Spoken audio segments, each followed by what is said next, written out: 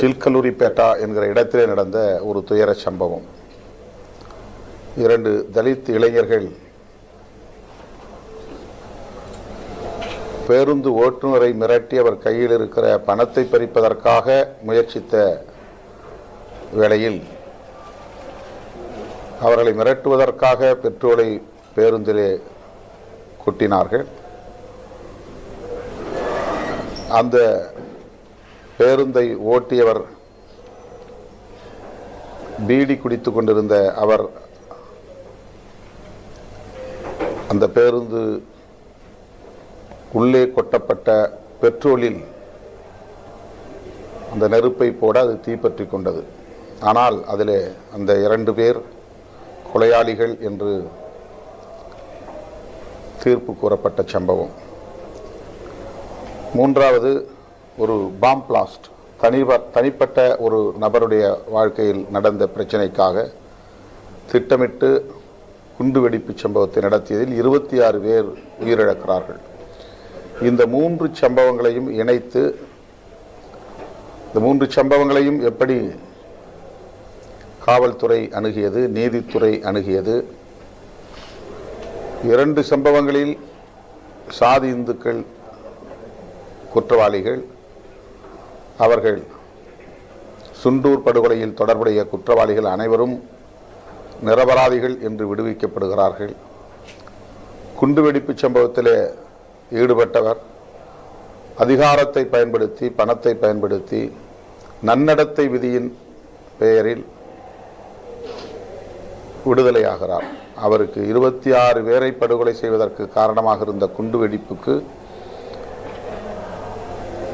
அந்த நபர்தான் குற்றவாளி என்பது தெரிந்தும் அவர் நன்னடத்தை விதியின் அடிப்படையிலே விடுவிக்கப்படுகிறார். தற்செயலாக நடந்த ஒரு எதிர்பாராமல் நடந்த ஒரு விபத்து தான்.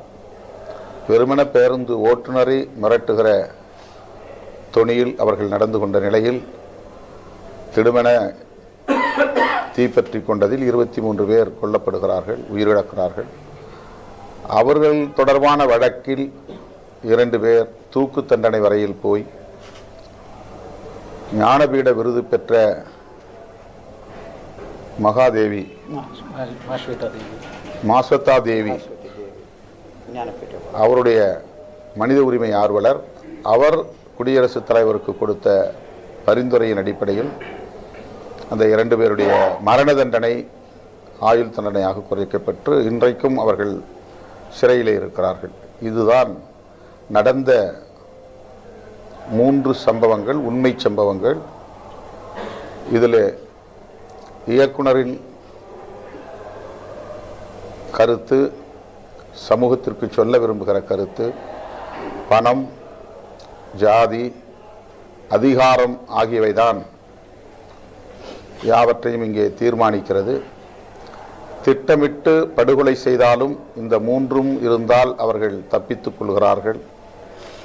எதிர்பாராமல் நடந்த ஒரு குற்றச்சம்பவத்திற்கு இந்த 3ம் பலவீனமான நிலையில் உள்ள தலித்துகள் மரண தண்டனை வரையில் போய் இன்றைக்கு ஆயுள் தண்டனை கைதிகளாக ஆயுள் வரையிலும் உள்ளே இருக்கிற நிலை ஏற்பட்டிருக்கிறது. அதிகார வர்க்கம், காவல்துறை, நீதித்துறை இப்படி ஒரு சார்பாக இயங்குகிற நிலையில் எளிய மக்களுக்கு நீதி கிடைக்கவில்லை என்பது இந்தியா முழுவதும் நிலவுகிற ஒன்றாக இருக்கிறது. இதை சொல்லுகிற அதே வேளையில் குற்றவாளிகள் சிறையிலிருந்து வெளியே வந்தாலும் மீண்டும் அதே குற்றத்தை செய்துவிட்டு சிறைக்கு செல்லுகிற நிலையை சுட்டி காட்டுகிறார். அதிலே ஒருவர் குழந்தையை பாலியல் வன்புணர்வு செய்து தண்டனை கைதியாக இருந்து பிறகு விடுதலை பெற்று வெளியே போகிறார். போன ஓரிரு வாரங்களில் மீண்டும் அதே குற்றத்தை செய்துவிட்டு சிறைக்கு வருகிறார். இதற்கு என்ன காரணம்? திருடுகிறவர்கள் மறுபடியும் திருடிவிட்டு சிறைக்கு போவது, பாலியல் வன்புணர்வு குற்றங்களில் ஈடுபடுகிறவர்கள் தண்டிக்க பெற்றாலும் மறுபடியும் அந்த குற்றத்தை செய்வது தொடர்கிற நிலையில் நீதித்துறை அவர்களை திருத்துவதற்கு, அதுபோன்ற குற்றங்களை செய்ய விடாமல் தடுப்பதற்கு பொறுப்புள்ளதா இல்லையா என்கிற கேள்வியை எழுப்புகிறார். அந்த சிறைத்துறையின் கண்காணிப்பாளராக பொறுப்பிலே இருப்பவர் மனித உரிமை ஆர்வலராக இருக்கிறார். அவர் தன்னுடைய பேராசிரியர் ஒருவரை தொடர்பு கொண்டு சிறையில் இருக்கிற குற்றவாளிகளுக்கு உளவியல் ரீதியான மாற்றத்தை ஏற்படுத்துவதற்கு வழிமுறை கோருகிறார். அவருடைய வழிகாட்டுதலின் பேரில் அங்குள்ள கைதிகளுக்கு உளவியல் மாற்றங்களை ஏற்படுத்துவதற்கான பயிற்சி வழங்கப்படுகிறது. இது போன்ற காட்சிகளை எல்லாம் இந்த திரைப்படத்திலே இயக்குனர் ராஜ் ஆர் அவர்கள் மிக தத்ரூபமாக பதிவாக்கியிருக்கிறார். இதில் கதாநாயகன் பாத்திரமாக நடிக்கிற சாகர், கதாநாயகியாக நடிக்கிற சுசிலா ஆகியோரின் வாழ்க்கை மிகப்பெரிய அளவில் நமது உள்ளத்திலே தாக்கத்தை ஏற்படுத்துகிறது. பல இடங்களில் கண்கலங்க வைக்கிறது. சுசீலா திருமணத்திற்கு முன்பே கர்ப்பமாகி விடுகிறார். அவள் கர்ப்பமாக இருக்கிற நிலையில் இவன் ஒரு குற்றவாளியாக சிறைக்கு போய் விடுகிறான். அதன் பிறகு அவர்களுக்கு இடையிலே நடக்கிற உணர்ச்சிகரமான சந்திப்புகள், அந்த கருவை கலைக்க முயற்சிக்கிறான். பிறகு அதனால் காதலி சுசிலா உயிரிழக்கவும் நேர்ந்துவிடும் என்று அஞ்சி அதை கைவிட்டு விடுகிறான். குழந்தை பிறந்து விடுகிறது. குழந்தைக்கு தந்தை யார்? அவன் குற்றவாளியாக சிறையில் இருக்கிறான். தாய் யார்? திருமணத்திற்கு முன்பே இந்த குழந்தைக்கு தாயாகிவிட்டால். இப்படிப்பட்ட ஒரு அவப்பெயரோடு இந்த பிள்ளை வளருவதா என்று வேதனைப்பட்ட அவள் அந்த குழந்தையை ஒரு அனாதை இல்லத்திலே ஒப்படைக்கிறாள். அந்த நேரத்தில் அந்த தாய் பாத்திரத்தில் நடிக்கிற சுஷீலாவின் நடிப்பு காண்போர் அனைவரையும் கண்கலங்க வைக்கக்கூடிய அளவுக்கு மிக தத்ரூபமான காட்சியாக இயக்குனர் படைத்திருக்கிறார். அந்த குழந்தை இன்னொரு இடத்தில் அரசு வேலை செய்யக்கூடிய ஒரு பெற்றோரிடத்தில் ஒப்படைக்கப்பட்டு வளர்ந்து வருகிறது. குழந்தையை தத்து கொடுத்துவிட்டு கணவனை எப்படியாவது காப்பாற்ற வேண்டும் என்று மறு திருமணம் செய்து கொள்ளாமலேயே கணவன் எப்படியும் விடுதலை பெற்று விடுவான் என்கிற எதிர்பார்ப்போடு காத்திருக்கிறாள். அவளுக்கு உதவி செய்யக்கூடிய ஒரு வழக்கறிஞர் புவனகிரி சந்திரசேகர். அவர் சமூகத்தால் உயர்ந்த ஒரு சாதி, அதாவது சமூக பிரிவை சார்ந்தவர், பிராமண வகுப்பை சார்ந்தவர். ஆனால் அவர் ஒரு மனித உரிமை ஆர்வலர். ஒட்டுமொத்த வழக்கறிஞர்கள் இந்த 23 பேர் உயிரிழப்பதற்கு காரணமாக இருந்த இந்த 2 பேருக்கு யாரும் வாதாடக்கூடாது என்று வழக்கறிஞர் சங்கத்தில் முடிவு செய்கிறார்கள். யாரும் அவர்களுக்காக அந்த 2 பேருக்காக வாதாட தயாராக இல்லை. நீதிபதி ஆர்டிகிள் 22 22வது உறுப்பு எண் எவ்வளவு மோசமான குற்றவாளியாக இருந்தாலும் அவர்களுக்கு வாதாடுவதற்கான வசதியை ஏற்படுத்தி தர வேண்டும் என்ற உரிமையை தருகிறது. அதை சுட்டி காட்டுகிறார். அந்த நேரத்தில் புவனகிரி சந்திரசேகர் என்கிற வழக்குரைஞர் நான் அவர்களுக்காக வாதாடுகிறேன் என்று தலையிட்டு வாதாடினாலும் கூட அவர்களை காப்பாற்ற முடியவில்லை.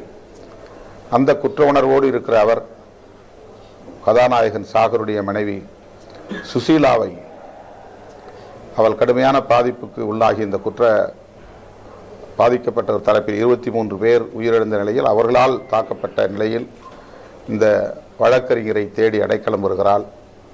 அவளை அந்த குடும்பத்தினர் ஏற்றுக்கொண்டு அவள் ஒரு தலித் பெண்மணியாக இருந்தாலும் அவளை அரவணைத்து கொண்டு அவள் விரும்புகிறபடி படிக்க வைத்து அவளை ஒரு செவிலியராக, நர்ஸாக ஆளாக்கி விடுகிறார்கள். அந்த பெண்மணி கடைசி வரையில் தன்னுடைய கணவனை காப்பாற்ற வேண்டும் என்று தொடர்ந்து வலியுறுத்தியதன் அடிப்படையில் சந்திரசேகர் எடுத்துக்கொண்ட முயற்சியின் விளைவாகத்தான் ஞானபீட விருது பெற்ற மேற்கு வங்கத்தை சார்ந்த பெண்மணி, அவர் ஒரு இடதுசாரி சிந்தனையாளர், மனித உரிமை ஆர்வலர். அவர் அன்றைக்கு ஜனாதிபதியாக இருந்தவரிடத்தில், சங்கரதயாள் சர்மா அவர்களிடத்திலே, படத்தில் அது வரவில்லை, குடியரசுத் தலைவரிடத்திலே அந்த மனுவை கொடுக்கிறார். அந்த மனுவை ஏற்றுக்கொண்ட நிலையில் உச்சநீதிமன்றம் அவருக்கு தூக்கு தண்டனையை ரத்து செய்கிறது. அந்த சாகருக்கும் அவருடன் இருந்த தாஸ் என்பவருக்கும் தூக்கு தண்டனை ரத்து செய்யப்படுகிறது. அதன் பிறகு அவர்கள் சிறையில்தான் இருக்கிறார்கள். அந்த புவனகிரி சந்திரசேகர் பின்னர் புற்றுநோயால் காலமாகி விடுகிறார். இந்த காட்சிகள் அனைத்தையும் ஒருங்கிணைத்து, ஒருபுறம் சிறை என்பது வெறும் வதை கூடமாக இருக்கக்கூடாது, குற்றவாளிகள் யாராயிருந்தாலும் அவர்களை உளவியல் ரீதியாக திருத்தி அவர்கள் மறுபடியும் சமூகத்திற்குள்ளே அங்கீகரிக்கப்பட வேண்டும், அவர்கள் மீண்டும் மீண்டும் குற்றமிழைக்காமல் தடுக்கப்பட வேண்டும், சமூகமும் அவர்களை குற்றவாளியாகவே பார்க்கிற அந்த அணுகுமுறையை கைவிட வேண்டும் என்கிற போதனையை இந்த திரைப்படத்தில் மிக ஆழமாக முன்வைத்திருக்கிறார். அது வரவேற்க வேண்டிய ஒரு மகிழ்ச்சி அளிக்கக்கூடிய ஒரு காட்சி அமைப்புகளாக உள்ளன. இரண்டாவது, முதலிலே நான் சொன்னதைப் போல பணம், சாதி, அதிகாரம் ஆகியவற்றில் பலவீனமாக உள்ளவர்களுக்கு இங்கே அநீதிதான் பரிசாக கிடைக்கிறது என்கிற உண்மை, கசப்பான உண்மையையும் பதிவாக்கியிருக்கிறார். இயக்குனர் ஆர். ராஜ் அவர்களின் இந்த திரைப்படம் அனைத்து மொழிகளிலும் மொழியாக்கம் செய்யப்பெற்று எல்லா மக்களும் பார்க்கக்கூடிய அளவுக்கு, எல்லா மொழி பேசக்கூடிய மக்களும் பார்க்கக்கூடிய அளவுக்கு கொண்டு போய் சேர்க்க வேண்டும் என்று நான் உணர்கிறேன். ராஜு ஆர் அவர்களை நெஞ்சார பாராட்டுகிறேன். இன்னும் இது போன்ற சமூகம் சார்ந்த, அறம் சார்ந்த நல்ல திரைப்படங்களை அவர் நமக்கு வழங்குவார் என்று நான் பெரிதும் நம்புகிறேன். இது தமிழில் மொழியாக்கம் செய்யப்பட்ட படமாக இருந்தாலும் கூட அந்த உணர்வே இல்லாத அளவுக்கு மிகச் சிறப்பாக தமிழில் வசனம் எழுதியிருக்கிறார்கள். அவருடைய உச்சரிப்பும் கூட இது ஒரு டப்பிங் என்று எண்ண முடியாத அளவுக்கு மிகச் சிறப்பாக வந்திருக்கிறது. மொழியாக்கம் செய்தவர்களையும் இந்த நேரத்தில் நான் பாராட்டுகிறேன். இந்த திரைப்படம் வெற்றி பெற என்னுடைய நெஞ்சார்ந்த வாழ்த்துக்கள். You brought out very nicely. You brought out very nicely. More than the director. Explained. தமிழக பாஜக 2 நாட்களா கையெழுத்து கேட்டு வராங்க. மும்மொழி திட்டத்தை ஆதரித்து தமிழக பாஜக கையெழுத்து 2 நாளா படிக்க வராங்க. ஹிந்தியை தாய்மொழியாக கொண்டு இந்தி பேசக்கூடிய மக்களிடையே மும்மொழி கொள்கை நடைமுறையில் இருக்கிறதா என்பதை தமிழ்நாடு பாஜகவினர் முதலில் உறுதிப்படுத்த வேண்டும். தமிழ்நாட்டிலே மும்மொழிக்காக கையெழுத்து இயக்கம் நடத்துகிறவர்கள் உத்தரப்பிரதேசத்திலே மும்மொழி பின்பற்றப்படுகிறதா, இந்தி ஆங்கிலம் தவிர வேறு ஏதேனும் இந்திய மொழி அல்லது தென்னிந்திய மொழி அங்கே கற்பிக்கப்படுகிறதா, அவர்கள் கற்கிறார்களா என்பதை அவர்கள் முதலில் தெளிவுபடுத்தட்டும். அவர்கள் தமிழ்நாட்டில் உள்ள குழந்தைகளுக்கு 3 மொழியை கட்டாயம் கற்க வேண்டும் என்கிற ஒரு சுமையை திணிக்க முயற்சிக்கிறார்கள். இது கூடுதலாக மொழியை கற்றுக்கொள்வதன் மூலம் அவர்கள் பெரிய ஞானிகளாக வளர்ந்து விடுவார்கள் என்பதை போன்ற தோற்றத்தை உருவாக்குகிறார்கள். இந்தியை கற்றுக்கொண்டால் இந்தியாவிலும் வேலை கிடைக்கும், உலகமெங்கும் வேலை கிடைக்கும் என்பதை போன்ற ஒரு தோற்றத்தை, பொய்யான தோற்றத்தை உருவாக்க பார்க்கிறார்கள். இந்தியை தாய்மொழியாக கொண்டவர்கள் தமிழ்நாட்டுக்கு வேலை தேடி வருகிறார்களே தவிர இந்தியை படித்த யாருக்கும் இந்தி பெல்ட் என்கிற பகுதியிலே வேலை கிடைக்கவில்லை என்பதுதான் யதார்த்தமான உண்மை. இந்தி இந்தியாவின் ஒரே அலுவல் மொழியாக மாற வேண்டும் என்பதுதான் அவர்களின் நோக்கம்.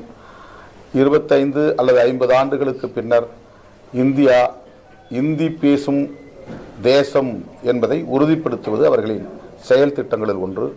ஒரே தேசம், ஒரே மொழி என்பதுதான் அவர்களின் உண்மையான இலக்கு. அதற்காக நம் மீது இந்தியை திணிக்க பார்க்கிறார்கள். இந்தியா முழுவதும் இருமொழி கொள்கையே போதுமானது. அப்போதுதான் இந்திய ஒருமைப்பாடு உறுதிப்படும் என்று தெரிவித்துக் கொள்கிறேன்.